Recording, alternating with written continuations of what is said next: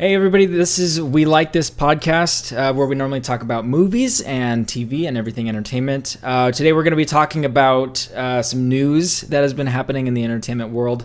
It's going to be a little bit more of a stripped down podcast. This is a little bit introduction to this series. We're going to be putting this in throughout the week in between our actual movie episodes. So these are going to be pretty short, about 10-15 minutes. So I'm joined by my dad, Daryl Waters, and I am Danon Waters. And we're going to be talking about something that happened not too long ago. It's the AMC.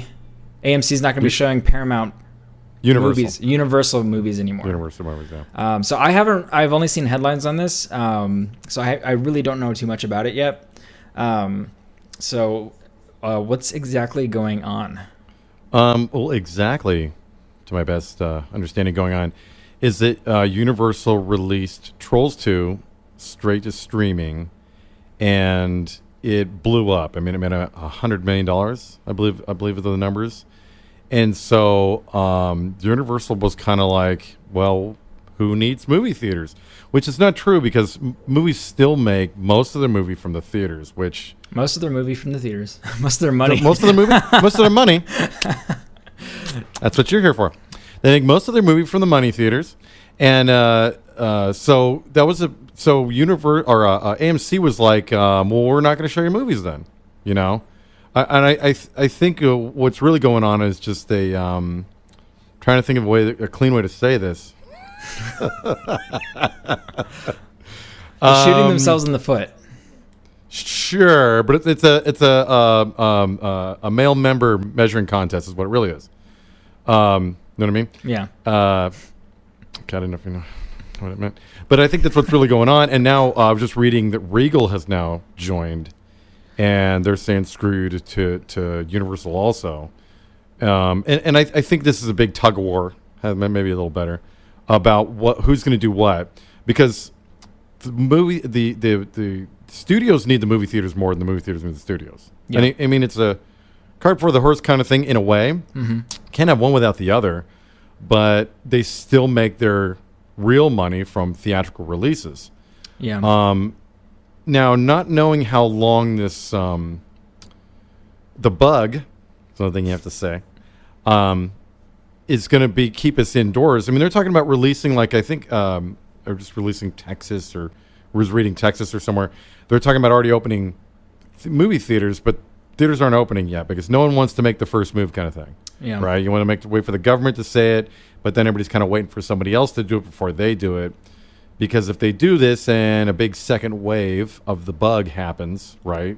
Mm-hmm. Nobody wants to be the bad guys who made that happen, obviously. Yeah. So the truth of the matter is, I think the reason why theaters are scared and kind of throwing their middle finger up to Universal too is kind of like, hey, you need us, we don't need you, kind of thing. But they also don't know what's going to happen. What if everyone is told, hey, because they're already telling Google and other companies like that hey, you're all working from home till 21. Are they really? So yeah. Okay. So I was just reading that. So it's like there's a lot going on, and so everybody's scared, not knowing what to do. But the truth of the matter is that Universal showed the whole industry, which is in major flux right now, obviously, the movie industry, that they don't necessarily need theaters. Now, they won't make the same, they won't make theater money, mm-hmm. but they're going to make money, though. Yeah. And if I'm sure Trolls 2, it's animated, I'm sure it cost probably $100 million to make, which sounds awful, but and that's not even that's not even marketing cost. And they don't really have to market the way that they normally do, I don't think. I mean, they still have to do commercials, so they still have to, it would still imagine would be a big marketing budget. The difference is you can market directly to the streaming service, mm-hmm. Which people are all watching right now anyways. And the other thing too is, like, the only reason Trolls 2 world tour most likely blew up is because everyone's at home right now. And all their rotten kids are at home right now. And they need something to shut them up. And so this is, oh, my God, please put on anything. Right? Yeah. Okay, just come out. And the other thing, too, is new movies. Like Universal did The Invisible Man, right? Mm-hmm. And a couple of movies have come out. Just Trolls 2 has come out. and they're $20, which you think about is a great deal. And this is $20 to rent. To rent it right now. To rent it. It should be in its theatrical run. Correct. Okay. Which, think about it, depending on how many people you're taking to the theater, especially a movie like Trolls 2, you're bringing all the kids, you're still saving money there. And you don't have to leave the house. So that's a win-win right there. But, and we can get into this, someone like myself who loves going to movie theaters, but don't anymore because of humans. Well, that's the thing, too. It's like Universal's trying to get this product that they made out to people somehow, right? And right now it's going to be streaming because nobody can go to movie theaters yet. So, I mean, to me, that makes perfect sense. And it seems a little weird that AMC is just going to, like, cut this huge... Or they're going to burn this huge bridge, right? Because Universal Pictures, they make a lot of money. They have they have pretty good theatrical runs, not the Mummy reboot, but that Mummy. That was a trollop. But like they make so much money that like it seems like AMC's kind of this is like a misstep for them, maybe. And they're getting a little butthurt about it. But that being said, you're talking about the movie theater experience kind of dying here, and this is what a lot of people are talking about too. Well, I mean, at least for me personally, it's not. And I talked about this in the last episode that we did a little bit, but we have the Alamo Drafthouse here in Austin, and they have like one in California and one somewhere else. But in Austin, we have it's a movie theater chain, and they're super serious about it. So they will kick you out on your second warning if you've been talking, which is awesome, and they don't give you a refund. And they also serve food and alcohol and stuff like that in the movie theater, which is actually becoming, I guess it's starting to become pretty popular. A lot of movie theaters are like, oh, wait, we can't just have sticky floors all the time and no stadium seating. So a lot of them are redoing it and adding like recliners and stuff like that. So Alamo has got all that stuff. All right. And then also nobody talks, which is amazing. And it's it's weird going from an Alamo movie and going and watching something at like an AMC or a Regal because people are talking and you're just like, it's gotten to where, and I'm old too. I'm 47. So I remember a time when we all went to the movies. And what I'm talking about, when I was a kid, I mean, we went and saw Empire Strikes Back for the second time. And it was, God, I want to say $1.75 to see it, which was a fair amount of money back then, but it wasn't ridiculous amounts of money. You know what I mean? It wasn't crazy money like now, where it feels like now it's crazy money to go to theater. But I mean, it was different back then, obviously, too. But no one talked in movies, man. And if you did, you were shamed and shunned and thrown out. Mm-hmm. It was serious business because we'd all spent our hard-earned money to be there. And we also didn't have access to movies the way we have now. That's the other problem. You can just get stuff on the TV. You can just stream it instantly, which is great, but I think it's made people appreciate it a lot less.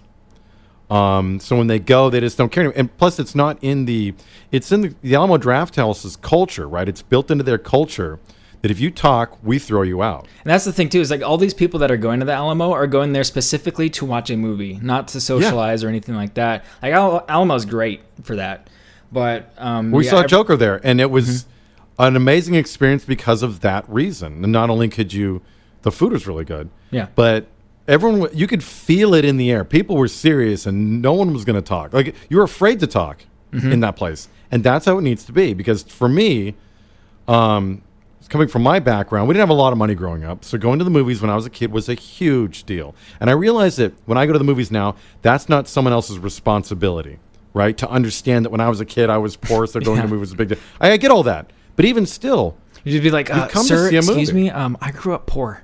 Yeah, I was a child. Yeah. We went to 1-2 movies a year, maybe, possibly, which is true. And again, I realize that that's not their responsibility. But come on, we're here to see a movie. You can't put the phone down and there's another thing where it sounds like I'm like an old man.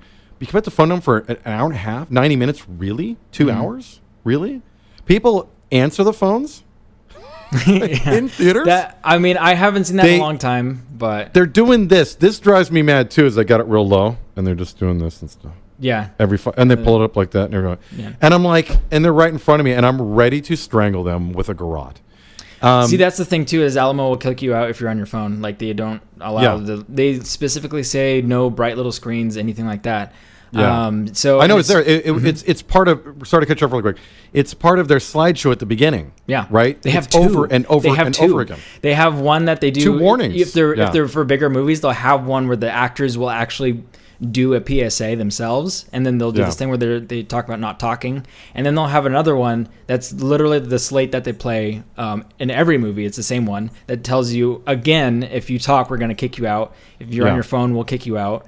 And then they even tell you how to do it. Is you have these little order cards that you write on to write drinks, food, things like that. But if you put one up and a server sees it, then they'll come over, and then you just point at the people that are talking, and then they'll go over, give them a warning. I've seen it happen. I've seen people get kicked out.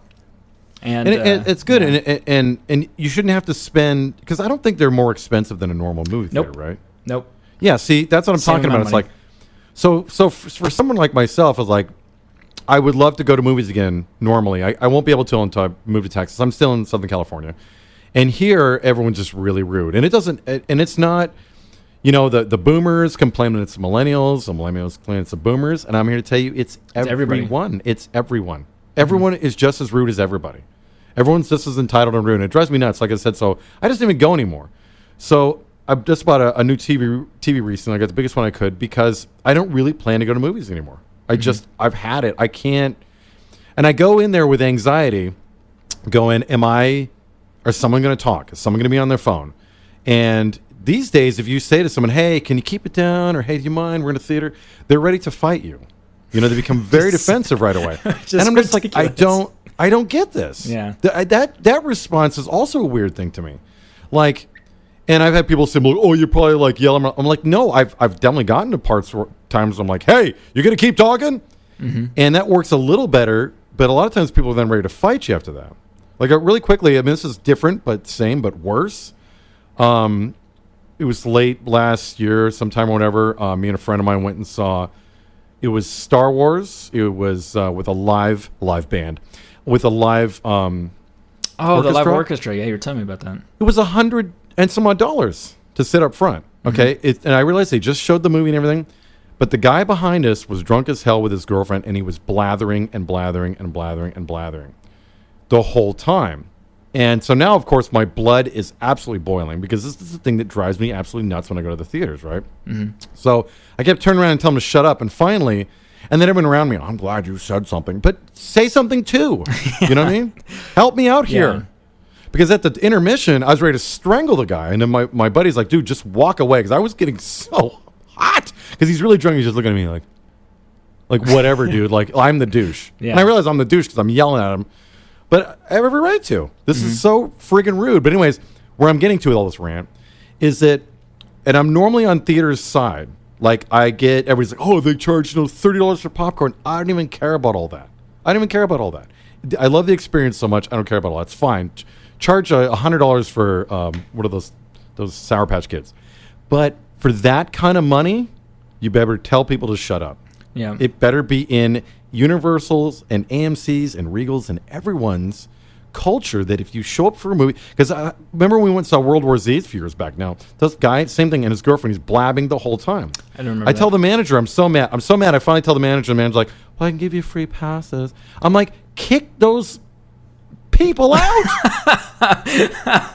Give me free passes. It's so hard not to use foul language, but kick them out. Do your job. That I can't believe. It's like, right? If people are ruining your experience for you, and then the establishment's idea of like mitigating this disaster is to just offer you another experience that could also potentially go wrong, instead of just kicking out the people that are the problem in the first place.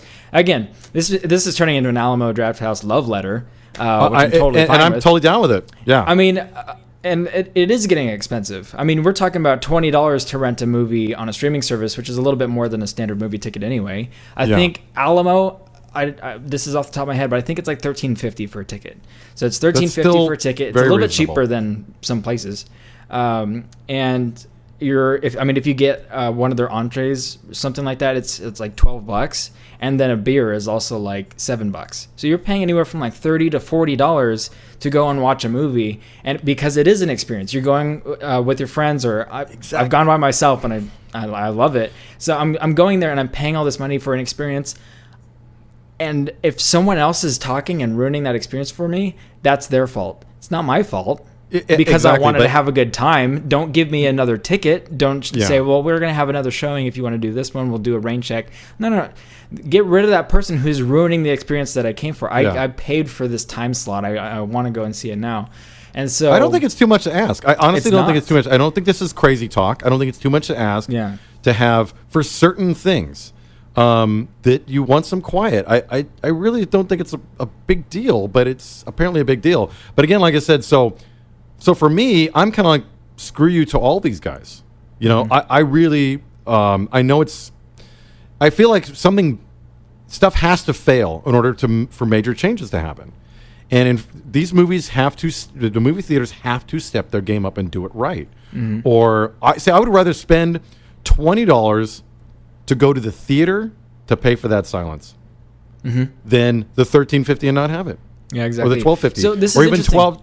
You know? Yeah. So you're coming from a place where you don't have a theater that is going to kick people out. You have there's an Alamo in LA, but I'm not going all the way to LA to watch a movie. That's an hour and a half drive. That's ridiculous. Yeah. So you have AMC's, Regal's, Cinemark, right? They are not going to kick people out. That's just not what they do. No. I mean, we've tried so many times in the past, and they just don't do that. So you're coming from a place where you'd rather stay at home and pay $20 to rent a movie that should be in its theatrical run, right? Yeah, I'm on Universal's side on this. Okay. I really am. You know, so I think that they've made a lot of missteps lately, like with their movies. Like had The Mummy was terrible. Really quick on that experience, when I went and saw The Mummy, it'd been out for a while. Everyone was crapping all over it. It wasn't, doing well or whatever. And I'm like, perfect. I can go there and no one will be there. And nobody was. And it was beautiful. Movie wasn't great, but the experience was, because nobody was there, I was 3/4 of the way back, sitting in the middle. It was a great experience until halfway through when this guy shows up. He must have theater jumped or something. And he looks at me and I look at him and I gave him the look like, if you talk, I will kill you in your chair. Right? Yeah. So he just went off to the side and sat over there. And then 5-10 minutes in, Tom Cruise says something. I was like, Tom. And I'm like, I'm going to kill him. I'm going to kill this guy. You're not in your living room. Shut up. Shut up. It's just, I finished the movie and I just walked out. But anyways, so that was a misstep with their Dark World or whatever. Because they just released, about the Invisible Man. That's part of the Dark Universe. So it's part of the Dark Universe. These are big missteps for them. For them to say, hey, listen, there's something to this streaming. I know that they realize that everyone's home right now with their rotten kids, and that's why it's worked. But there's something to this. The theater experience is not what it used to be. It's not getting better. It's getting worse. And people are definitely after this. Now, of course, when the world gets opened back up, people are going to go crazy and want to go do everything, right? Yeah. People have already been trying to go outside and protest and on and on. But that'll burn out very quickly. And like I said, I don't know how many. I mean, clearly they're still getting numbers on big movies like the Marvel movies and things like that are still making their billions and stuff like that. Yeah. But the theater experience is not what it was. And for someone like myself, I'm like, you know what? As much as I love the theater experience, I'm getting a big TV and I'm staying home now. Now, that's old people talk. I get that. Because a lot of people can go to the theaters and are not bothered by everybody being on their phone because they're on their phone too. See, and I'm coming from a place where I love the movie theater experience because I have movie theaters that people respect and will not talk during. And so when I first read this headline, again, I didn't read anything about it, but when I saw the headline, I was just like, that's a huge mistake. And you're only going to go to streaming. You're going to lose so much money going to movie theaters. But that makes sense coming from the consumer side. Is why go and pay money for a movie ticket if it's going to be ruined by someone else, and no one's going to ruin it in your living room. But see, the thing is I'm more on your side and Universal's side too. It's maybe something will happen, maybe this will be the thing, because Alamo is packed all the time because people want to go and watch movies there, and so maybe somehow, some way, someone's gonna see this at the AMC like executive level and then be like, oh, maybe we should start providing a better experience and getting people back in. Well, that's what I'm hoping is that they're taking such, they're losing so much money by being closed that when they reopen, they're going to go like, what can we do? I mean, the problem is before now, they're making so much money, they don't care. Yeah. We're talking about multi-million-dollar companies that make so much money, they don't care if your experiences are good or not. Because they're making so much money, they're like, well, clearly whatever we're doing is right, so why change it? You know what I mean? Where Alamo, whoever started that, saw that there was big problem. What's that? Harry Knowles. He's an American hero. American hero. Right now, I don't know anything about him. Let me look this up. I know he's look very it up. involved. I don't care if he's done other horrible things. This thing that he created where you get thrown out of the movie theater for talking that's an American hero. I'm adding it to my list of American heroes. I'm telling you. Okay, so Harry Knowles did not start Alamo Drafthouse. I'm sorry, I misspoke. Okay. I'm glad I'm able to correct myself right now. Jumped on it right away. But it was... Can you vamp for me? Whoever it was, they need a ticker tape parade every year. They need a statue somewhere, downtown, wherever the hell they're from. And they need children named after them. Many children. Well, it's going to be easy to name the kids after these people because it's started by Tim and Carrie League. But Tim started and Carrie League. in Austin. Started in Austin. They are Rice University alumni. I salute you, Tim and Carrie Reed. Is that it? Yeah. Yep. Geniuses. Yeah. So it's great. They deserve a knighthood. Yeah, we have an American version of a knighthood. Whatever they can get. I think they would get made into Cowboys or something. In Texas, you get them made into a cowboy. Yeah, we give them spurs. So, I mean, I cannot wait for movie theaters to open back up because there's been times where I'm like, I wanted to go see 1917.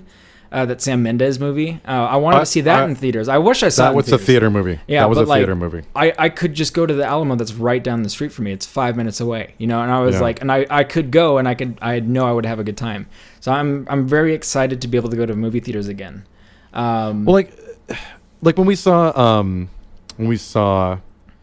Force Awakens, everyone was cool for that. Everyone was cool in there because it was a bunch of Star Wars fans. Mm-hmm. So nobody wanted that ruined. Everyone had an amazing experience. And the same with The Last Jedi, even though it was terrible, it was the same thing. You were in a room full of people who wanted to be there. Mm-hmm. And it made the difference. So I didn't worry about people talking on that or being their friends because no one was going to do it. Mm-hmm. And I tell you what, in that crowd, if you did, you would have been stoned and drug out of there and thrown in the trash. I'm telling you on that thing. And the difference here too is the Avengers movies, Endgame and Infinity War. That is the appropriate time to be talking. Well, you have appropriate times during a movie where you can talk and shout and cheer and stuff like that. And people are doing that, which is totally fine. Yes. But that's that kind of movie. We're not going to shout and cheer during. I don't know what came out recently. I don't know, like a movie like Parasite, you're not going to get up and cheer, you know, it's because it doesn't call for that, but people are still going to talk during it. There's a time to, you know, when everybody is like collectively, oh my God, you know, when something crazy happens, that's understandable. But I would argue that is the movie theater experience. You know, that's part of the experience. But not when someone's like, oh my God, that everything. Did you see what? Don't go in there. Oh, it was funny. I was on a watching Let Me In vampire movie, which we're going to be doing in a couple weeks. The guy, what's that? We're going to be doing that one in a couple weeks. Yeah. So there was a guy in there up front doing that the whole time. And at first it was annoying, but he was so funny. I forgave it. It was one of those ones like, what are you going to do? You're not going to shut this guy up. Clearly. It's what he does. But me, he was like, don't go in there. Don't you dare go in there. It was hilarious. And he's up front by himself being loud as hell. So I'm like, well, this guy's clearly, and he was doing it with like joy. You know what I mean? Like, he was really enjoying himself. And I'm like, well, I'm not going to take that away from somebody. You know what I mean? There's limits, obviously. But there's the thing too, is like a lot of people will just have conversations where they're, I think one of the worst examples in my opinion was when we went to go see The Return of the King, the third Lord of the Rings movie. And there was, two women sitting behind us, and one of them is explaining like, okay, that's Aragorn. That's oh my god, that's the worst. He's the next in line for the throne of Gondor, and like explaining the entire like lore from the first to third age of Lord of the Rings to her friend while the movie is happening in the middle of the movie, and it's like that was unbelievable, and we couldn't do anything about it. You know, it was like opening weekend, theater was packed. That's terrible. That's the worst. No one was going to throw them out. We went and saw this movie tanked pretty bad apparently, but we went and saw The Walk with Joseph JGL. Gordon-Levitt. And these people behind us, something blabbering the whole time. And I asked them several times, hey, first I was like, hey guys, can you keep down? Can I watch the movie here? Can I, I go to cool. And then they're like, oh yeah. But that means we're going to talk double loud now. And they were around our age. They were in their 40s or 50s or something like that. Our age is me and Perry's age. Like a friend of us with me. And I'm just like, you're not in your living room. The worst too is when the wife has no idea what's going on, or the husband or whoever, and someone is explaining it to him. I went and saw one of my favorite films, top 5, is Godfather 2. I love The Godfather 2. And I try to see it every time it rolls around in the theaters. And it rolled around in the theaters, and I'm like, perfect. There'll be no one there. It's a Wednesday. And there were very few people there. But there were these old sacks right to the right of me. Mm-hmm. And the whole time, what's going on, honey? And that's Michael and blah, blah, blah. And I'm like, I'm going to strangle some old people. They're going to die. So I huffed really, really loud, of course. Yeah. You know what I mean? And I just got up and walked and got in a different seat. Mm-hmm. And I'm just like, this is going to be 4 hours of this, people? This movie's like 3.5 hours long or whatever it is. But I'm just like, I can't get it past my brain. That's right. We wanted to talk about Universal and Trollster rant about people. Well, I mean, this is it, right? But it's like, part of it. Is it worth it? It ties in. Yeah. I mean, is it worth getting rid of these movies and going straight to streaming? And you're saying yes. You'd say you'd rather sit at home. And you just got a new TV. It's OLED. What, 70 inches? 70 inch. It's beautiful, and it's no, it's not the movie theater experience. But I can get the lights low, and I can put some Orville Redenbacher's movie theater butter in, and have a sody pop, and it's close enough. Yeah, you know what I mean. I can squint my eyes, and it's close enough. At the point where I'm so frustrated by going to the movies now, unless it's Alamo, and we don't have one here. Mm-hmm. Now, if we had one here in Orange County, Southern California, where I live, I'd be going to that, and everything would be fine. Yeah, but we don't. But I mean, has there been a movie out yet that you would spend $20 to watch that you would have gone to the theater? That's the problem. Is I haven't seen anything yet that has come to the $20 streaming since the stay-at-home order that I would spend $20 on to watch it. I mean, I don't even know what's out right now. I'm since I can't go to a theater and watch it, I'm not even paying attention. So. But I mean, another thing too, it's like Amazon and mainly Netflix, they're making direct to streaming movies.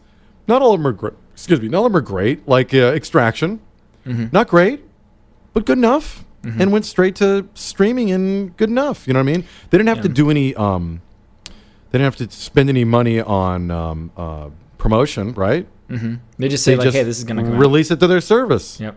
And it's like I was just watching the rest of it this morning. It's their number 6 in their top 10 films on the streaming service right now. So it can be done. You know what I mean?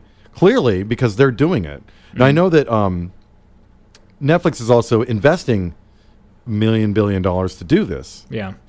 It's quite paid off yet, I don't think. I'm not saying they're not making money, but they're not.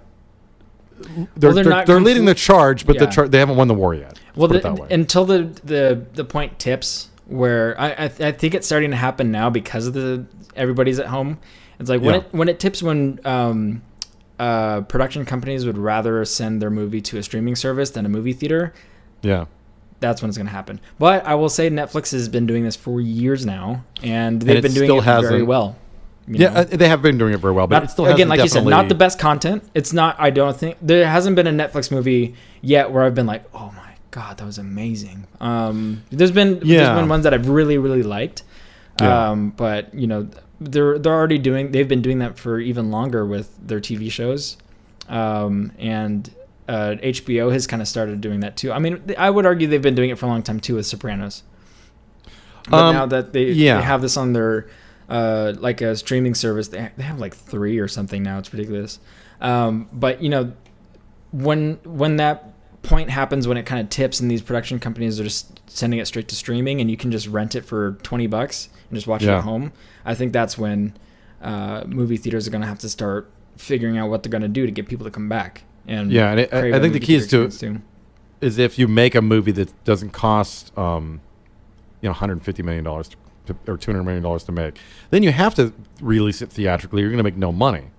Yeah. You know, but if you can make it cheap enough and release it to Amazon or Netflix. I mean, there's so many now, and you know, everyone's getting in the game. I mean, now we have Disney Plus, and it's so funny because like I'm old enough that this feels like cable all over again, where you have all these different cable services, and you have to get this one because at the time they didn't all have everything. You had to get this cable service. You want to support these kind of sports. You had to get this cable service. You want to get you had to get Dish to do this. No. You know what I mean? And then now people have been cord cutting, including myself. I cut the cord 6 years ago now, and I haven't even looked back because I don't care about TV anyways. Yeah.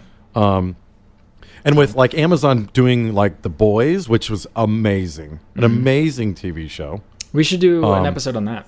That'd be great. Yes, we should. I loved really quick about The Boys. I loved The Boys. Well, I don't want to get too far from our original topic, and we're pretty much at time I just want to say real quick. Yes. Yeah. Yeah. Go ahead.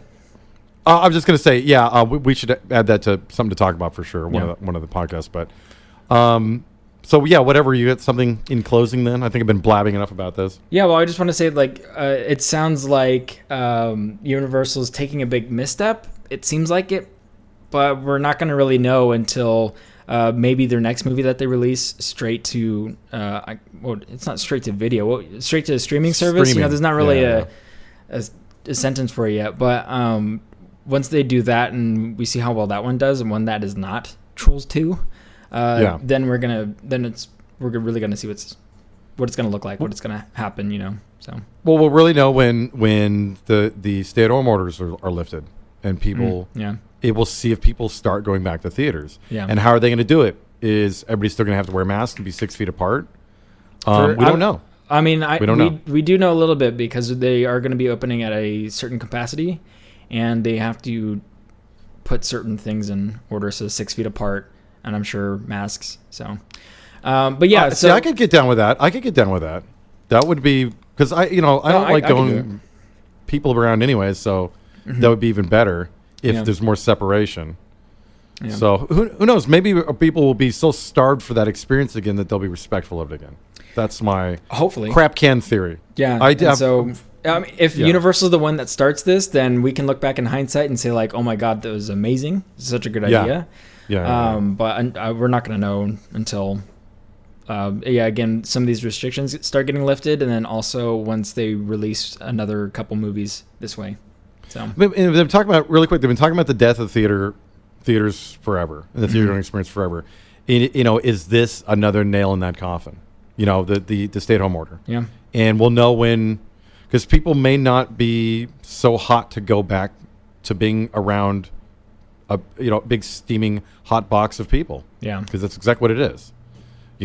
So we won't know until that happens. Yeah. So until then, we can revisit it. Know. Mm-hmm. This would be an interesting topic to once this is over and we can go to a movie theater again. We should go and then kind of revisit this topic and see definitely. How we feel. Yeah. And a real quick PSA: shut up in the movie, please. Shut up in the love movies. Of God. Put your phone down. It's an hour and a half. It's 2 hours maybe. Shut up. Put your goddamn phone down. Sorry, I'm gonna bleep that. That's okay.